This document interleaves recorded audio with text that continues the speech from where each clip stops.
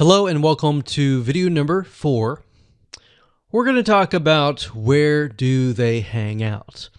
Now, you had a brief idea by looking at the page likes, but what we want to do is we want to dig further and take a look at how people are engaging with different pages that are similar affinities.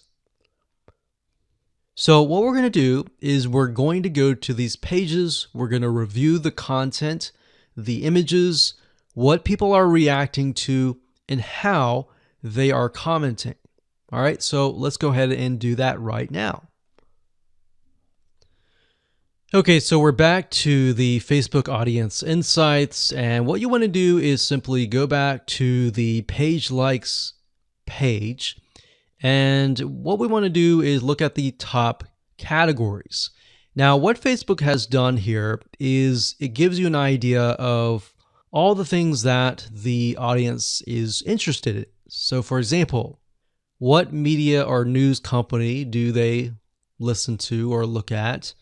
What are they interested in terms of publishers? It says boutique stores. What do they go to in terms of shopping? What do they eat? What do they drink? What education websites do they go to learn something about knitting, maybe?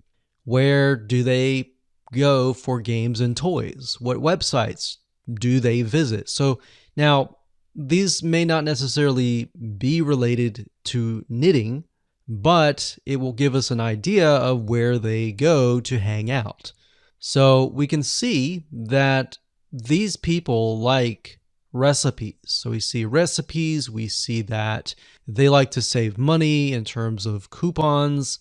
Crockpot Girl is a website for someone who's interested in quick, simple, easy meals with a crock pot. And Scary Mommy is a blog for mothers. So this gives us an idea of the different categories that they're interested in. So what I would recommend that you go ahead and do is simply open up a few of these that stand out to you and go to those pages. Okay, so we clicked on The Spruce, which is a Facebook fan page, and we can see that it has a website, but it also has a bunch of images and videos and content that we can take a look at. So what I would recommend that you do is take a look at the images that stand out. So we can see gardening, we can see some videos. So we can see that the spruce, there's a lot of things about animals, there's a lot of things about different types of recipes. So what you're looking for is patterns, essentially, in the form of images. So when you create your content, you could create content with images like this. And it doesn't necessarily have to be related to knitting. What we're simply trying to do is engage the audience. So if you were to have a Facebook fan page about knitting, you could simply also have images of dogs, images of gardening or recipes, and other things, simply to engage your audience, because it's what they're interested in. So if we continue to scroll down, we can click on photos or videos. I like to click on photos. So we can see quotes, lots of quotes, and that's one of the pieces of content that we will be creating later down the road.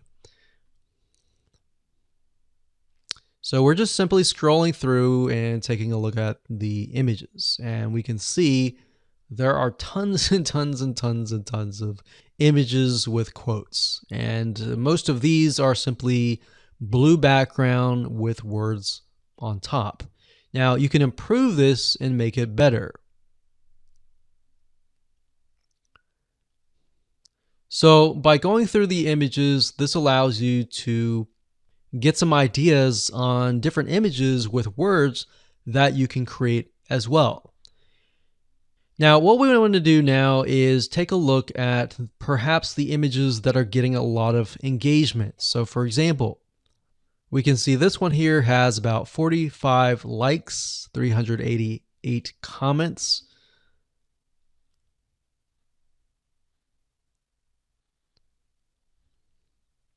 And as we're going through, what I notice is that the ones with the blue backgrounds, for the most part, actually have a lot more engagement.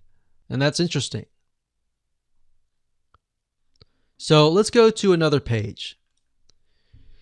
So this one's called Parents. So this gives us an idea that the people that we're targeting, we saw that earlier, it was 88% women.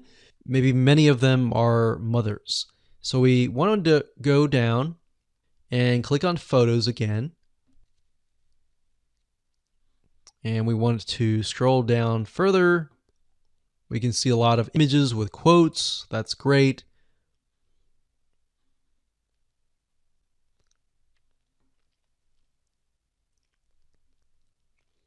And if you find an image that is getting a lot of likes and comments, you can look at them and maybe not necessarily plagiarize or copy, but find a really good image that fits this and perhaps rewrite the quote.